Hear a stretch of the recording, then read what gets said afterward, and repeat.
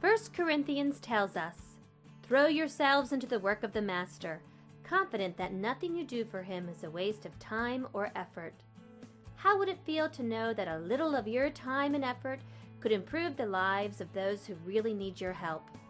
By supporting the projects of Hope for Humanity, you can help improve the lives of literally hundreds of thousands of people around the world.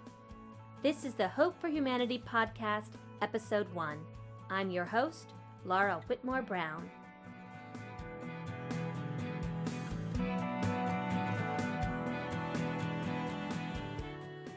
In this episode, we will be learning about the humanitarian organization Hope for Humanity and its worldwide programs.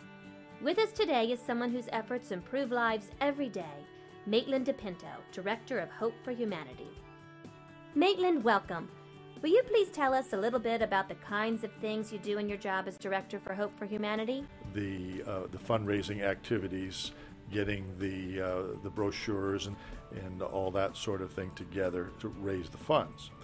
The most fun for me, however, is spending the money, is looking for projects and following them to make sure that the projects are running well and they truly are making a difference in people's lives. And that's where I get the most enjoyment. I understand that Hope for Humanity grew out of Harvest and Gathering, the longest established Adventist church-sponsored humanitarian ministry. Hope for Humanity is the new name, the new face, if you will, of Ingathering.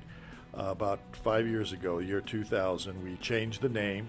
In the very beginning, it was to support missions in general.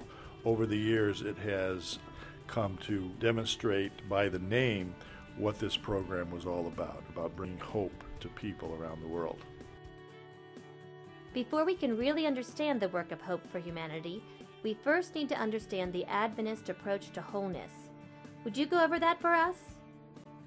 Seventh-day Adventists take very seriously the whole being. It's not just a spiritual experience. We don't want to deal with just one aspect of our life. We minister to the whole person. Where does this idea of caring for the whole being come from, and how does it affect the work of Hope for Humanity? When Jesus was on this earth, he mingled with people, he met their needs, and then he said, "Follow me." So he met all of their needs, physically, mentally, and spiritually. We look for projects that we can help to minister to all three of those needs, the total needs of an individual. Your programs grow out of partnerships with local organizations. What are the types of projects that Hope for Humanity is currently sponsoring? What we are funding mostly at the present time basically falls into three categories. We're funding a lot of literacy programs, especially adult literacy. We are funding AIDS education, care for those people who are suffering from AIDS, and assist hundreds of thousands of orphans who have been orphaned as a result of AIDS. The type of project that we're funding a lot of is the Adventist Church runs a number of hospitals around the world, many of them in developing countries, and we're helping to ensure that they have the resources and the equipment and so forth they need. Why is it important for students to get involved with the work of Hope for Humanity? First of all, we want students to be aware of other cultures. Sometimes we think about people on the other side of the world and we think in terms of what they don't have. We do have joy and happiness and great things in the lives of people, even poor people, anywhere in the world. And to be aware of the needs of people, to understand that yes, that they are blessed and that they have a responsibility to also be a blessing.